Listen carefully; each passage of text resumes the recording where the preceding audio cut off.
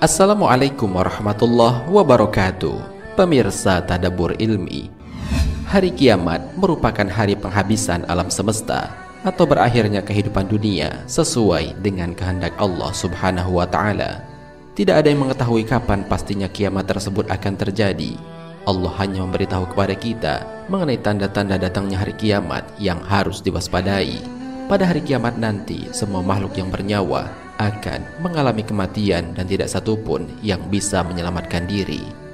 Lantas, bagaimanakah dengan makhluk ciptaan Allah lainnya seperti para iblis? Apakah mereka akan mati pula saat hari kiamat itu tiba? Mau tahu jawabannya? Simak ulasannya dengan menonton video ini hingga akhir.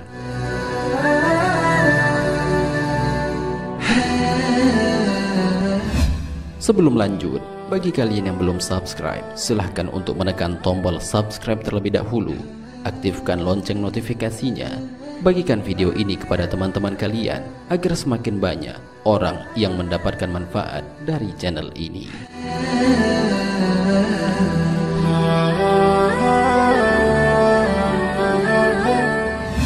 Pemirsa Tadabbur Ilmi, dijelaskan dalam sebuah kitab karya Imam Abdurrahman bin Ahmad Al-Qadi, yaitu kitab Daqaiqul Akbar. Ketika hari kiamat tiba, iblis dan bala tentaranya juga akan mengalami kematian. Lalu bagaimanakah proses sakaratul maut yang akan dialami oleh iblis itu? Seperti yang kita ketahui bahwasanya iblis dan bala tentaranya meminta keringanan kepada Allah Subhanahu wa Ta'ala agar ditangguhkan kematiannya hingga hari kiamat kelak. Hal ini sebagaimana diabadikan oleh Allah dalam Al-Quran. Iblis berkata, "Ya Tuhanku, kalau begitu maka beri tangguhlah kepadaku sampai hari manusia dibangkitkan." Allah berfirman, "Kalau begitu maka sesungguhnya kamu termasuk orang-orang yang diberi tangguh sampai hari suatu waktu yang telah ditentukan, yaitu sampai tiupan sangkakala yang pertama." Al-Quran Surat Al-Hijr ayat 36 sampai 38.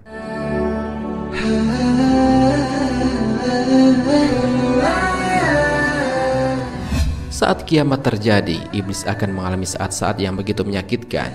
Tatkala kiamat tiba, maka saat itu akan menjadi saat-saat yang sangat menyakitkan ketika malaikat maut mendatanginya dan mencabut nyawanya dengan sangat kasar. Pada saat hari kiamat nanti, malaikat maut akan membentak iblis dengan berkata, "Berhentilah kamu iblis laknatullah. Rasakanlah kepedihan kematian sebagaimana yang dirasakan oleh orang-orang yang engkau sesatkan dalam beberapa abad selama engkau hidup. Dan inilah hari yang ditentukan oleh Allah Subhanahu wa Ta'ala terhadap kamu. Maka kemanakah kamu hendak lari?"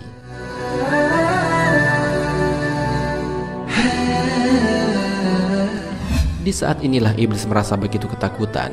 Ia mencoba berlari untuk menghindari malaikat maut tersebut. Namun kemanapun iblis itu menghindar, malaikat maut selalu saja bisa menemukannya. Karena sesungguhnya cahaya lebih ringan daripada api, sehingga malaikat selalu lebih cepat daripada kecepatan iblis. Hal ini sebagaimana dijelaskan dalam Al-Quran.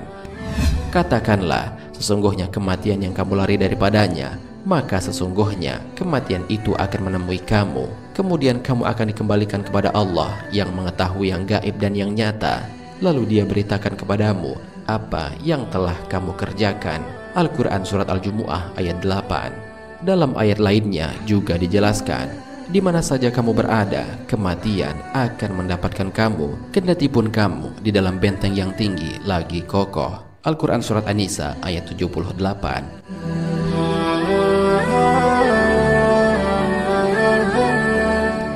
Tidak ada satu tempat pun yang bisa dijadikan sebagai persembunyian pada saat hari kiamat kelak. Kemudian iblis mencoba berlari ke makam Nabi Adam alaihissalam dan berkata, "Wahai Adam, karena kamulah aku mendapat laknat." Dalam sekejap, malaikat maut telah sampai terlebih dahulu di hadapan iblis. Kemudian iblis bertanya kepada malaikat maut, "Minuman dan siksaan apakah yang akan ditimpakan kepadaku?" Malaikat maut menjawab, "Kamu akan diberi minum dari neraka lada. Siksa yang kamu terima serupa dengan siksaan ahli neraka, tapi berlipat ganda." Mendengar ucapan malaikat maut tersebut, iblis pun jatuh berguling-guling ke tanah sambil menjerit sekuat-kuatnya. Ia kemudian berlari dari arah barat ke timur dan akhirnya sampai ke sebuah tempat di mana dia pertama kali diturunkan. Di tempat itu, iblis sudah dihadang oleh malaikat Zabaniyah dengan rantai di tangannya. Pada saat itu bumi bagaikan bola api karena dikerumuni oleh malaikat Zabaniyah yang menikam dengan bebatuan dari neraka, sehingga iblis merasakan siksa sakaratul maut yang amat sangat pedih dan menyakitkan. Pada saat itu dipanggillah Nabi Adam alaihissalam dan istrinya Siti Hawa agar melihat iblis yang sedang sekarat. Nabi Adam alaihissalam lantas memanjatkan doa kepada Allah, "Ya Allah, sesungguhnya Engkau telah menyempurnakan nikmat-Mu kepada kami."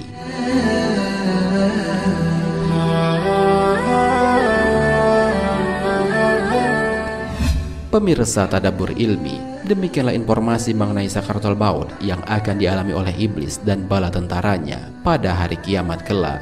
Meskipun iblis memohon ampun kepada Allah, mereka tidak akan pernah diampuni karena telah menjadi makhluk yang ingkar kepada Allah serta telah banyak menjerumuskan manusia ke dalam jurang kesesatan. Sungguh tidak ada yang abadi di dunia ini kecuali Allah Subhanahu wa Ta'ala. Hanya kepadanya lah tempat kita berlindung dan berserah diri, sebagaimana Rasulullah SAW bersabda, "Aku berlindung dengan kemuliaan-Mu yang tidak ada Tuhan yang berhak disembah selain Engkau, zat yang tidak akan mati, sementara jin dan manusia akan mati." Hadis riwayat Bukhari dan Muslim. Wallahu a'lam bishawab. Jika terdapat kesalahan dalam penyampaian ini, admin mohon maaf dan itu merupakan kesalahan dari admin sendiri.